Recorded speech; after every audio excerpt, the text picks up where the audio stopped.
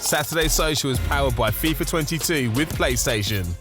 Should we do trends? Yeah, but first up, we know the rules by now. Let's get a minute to debate the Yeah. biggest talking points on social media. What you got for Spurs? Yeah, let's move on to trends. We're going to start with the England squad. Now, it was announced this week by Gareth Southgate for the friendlies against Switzerland and Ivory Coast. Here it is on your screen. There's a few notable omissions, I would say. Kyle Walker not in there, Marcus Rashford not in there, Jadon Sancho not in there, and a few other faces that people wanted included. Kilman, Jacob Ramsey. Quite a lot of people for saying Fikayo Tomori, which I totally agree with. So we're going to be asking you guys the question, who is the most unlucky player to miss out on that England squad? 60 seconds. We don't have a clock today. We do have a clock today. We do have a clock today. Great news. Absolutely sensational. Theo, coming to you first. Who is it? Initially, my first reaction was, where is Jacob Ramsey? After watching Villa play, the energy he brings to midfield, the goals, the creativity, the understanding with Coutinho, straight away as he come into the team, that is a player who deserves the call-up. Gareth Southgate chooses his picks on form. So why isn't Jacob in that team? Against games like Ivory Coast and is the other Switzerland. Yeah. I just think he's worthy of a few minutes at least. I'd have loved to see him get the call-up. Watch him today against Arsenal. He'll drop a masterclass. Remember I said that. Okay. Clip it. Yeah. Go on, Specs. You know, I would love to throw David Wheat in now. I'm always waiting for David Wheater. Did his initiation, by the way, last night on social media. Brilliant. Haven't seen it. But there's a player I've been seeing that's been amazing is Ryan Kent for Rangers. I call him the Mbappe of Scottish football. Yeah. He's been class. He's destroyed Dortmund. Why are we not looking at Ryan Kent? Oh, there we go. Ryan Kent and David Wheater for Specs, as we expected. Right, next trend, we're going to move straight on. Is talking about Manchester United, Joe. Crashed out of the Champions League 2-1 on aggregate to Atletico Madrid. You were there. You were there as well, Theo. Yeah. So both of you there. So well placed to talk about this. Now, a lot of people talking, as we always see after United performances this season. Gary Neville tweeted this. No surprise last night. Any decent team with organisation and fight are likely to beat this United team. It's why I couldn't get excited after Spurs last Saturday, because that Spurs performance would get you beat against a good team. Is he saying Spurs aren't a good team there? Anyway, a long road to the end of May is what he was saying. So our next trend is quite simply, what is the biggest problem at Manchester United? 60 seconds. 60 seconds on the clock, Specs. Oh, this is tough. I'm going to go with Cristiano Ronaldo. Wow. Just signing him didn't make any sense. Yep. The Champions League games, he did nothing. Well, other than getting us through the entire group. Well, you're out now. Yeah. And then both legs against Atletico Madrid, I didn't see him contribute much. And I just didn't see the point of signing Cristiano Ronaldo. Look, I know he's a legend. I know what he's done for your club, but the comeback for me is a howler. Yeah, it's a howler. I was at both legs, in Madrid, Atletico United, at Old Trafford. Ronaldo did nothing. But it's not just Ronaldo, it's the whole team. And that's who I blame. You can't continue to blame managers. People saying, oh, we have a football director as a coach. Well, what about Ole? What about every previous manager that hasn't been able to make it work since the Sir Alex days? I mean, generally, what is this? You have to blame the players eventually. There's too many individuals. They need a complete squad rerun. Wow, there you go. Wow. Strong opinions. Complete squad rerun after spending 1.4 billion. It's gone well, hasn't it? It's gone well. Really good. I think you, as the United fan, want to move on now, don't you? Let's rapidly move on to Liverpool's problems, shall we? Because there's not many of them. I've tried to find one of them. So we've picked out Mo Salah's contract, which of course is up in 2023, the end of next season. Fabrizio Romano, of course, I think this was last Friday, tweeted exclusive. Salah and his agent have no intention of accepting the current new contract bid from Liverpool. Talks have broken down since December as things stand. Now, very reliable, Fabrizio usually, isn't he? Jurgen Klopp quite calm about the situation. I think it's fair to say in his press conferences. Doesn't look too shaken by it, does it? I liked when you said you're trying to pick Liverpool's problems. I was thinking there's really not that many problems at Liverpool right now. But we're going to ask, should Liverpool give Salah what he wants? Absolutely. Theo, go on. Yeah, there's no question of a doubt in my mind that Mo Salah deserves exactly what he wants, because he's arguably the best footballer in the world right now. And I don't understand the issue. If you give him really good money, you might have a Manchester United where everyone else wants the good money because they're one of the top players in the squad. But it's Mo Salah. If you want to keep him and you don't want the likes of PSG coming in offering a real lucrative deal, you've got to give him what him and his agent wants.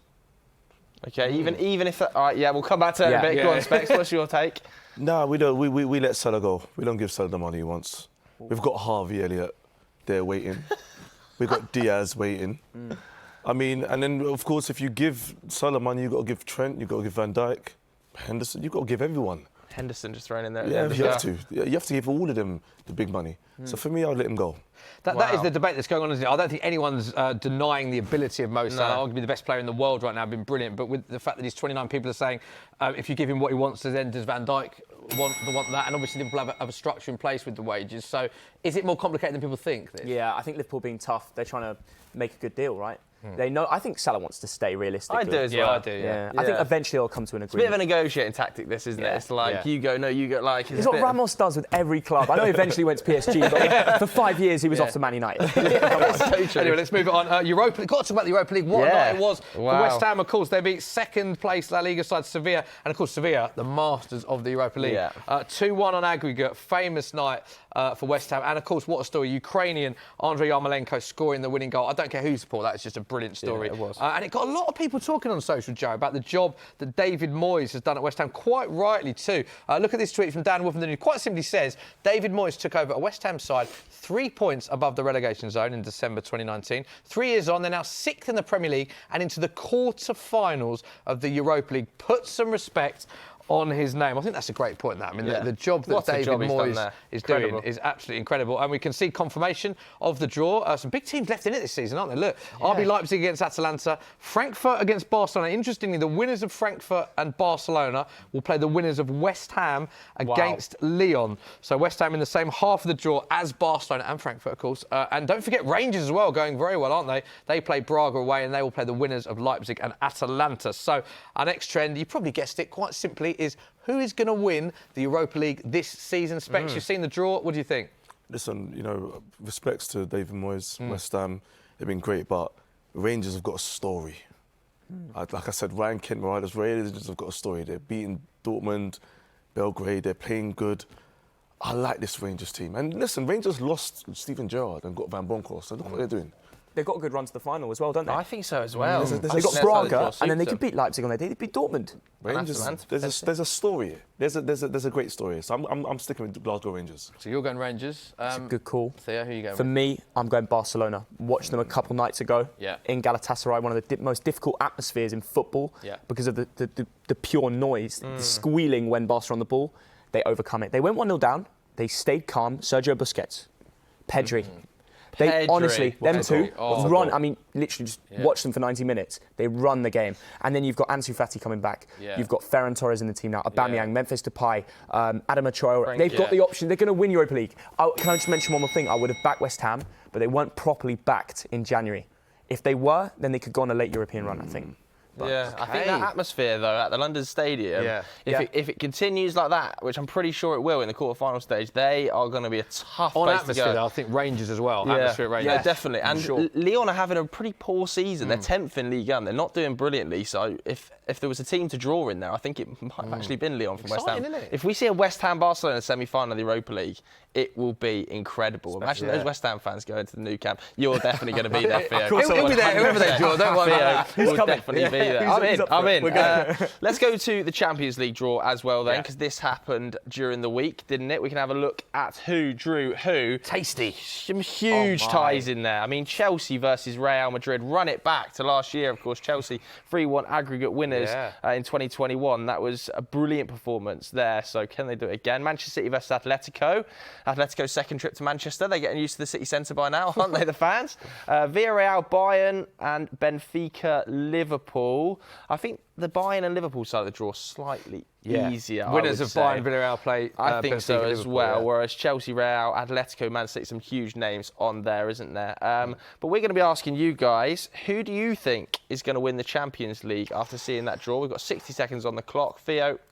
Well, I'll start off by saying pure English dominance. I think we'll see a Chelsea City semi-final, and on the other side, Liverpool Bayern. And then you're looking at it and thinking 3 out of 4 English teams, maybe a full English final again.